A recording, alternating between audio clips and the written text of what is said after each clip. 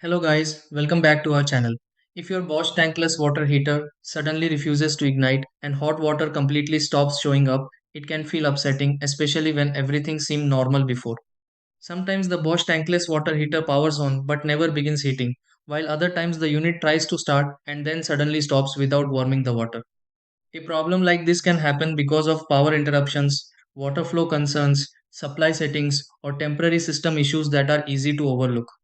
Before assuming something major completely stopped working, there are a few simple things worth checking because many Bosch tankless water heater ignition problems can improve after quick adjustments. In this video, let's go through several easy steps to help fix a Bosch tankless water heater that will not ignite. Try these. Step 1. Check power connected to the Bosch tankless water heater if ignition suddenly stops working.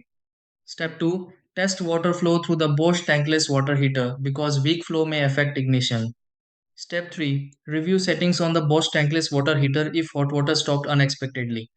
Step 4. Inspect the Bosch tankless water heater for visible indicators or unusual behavior.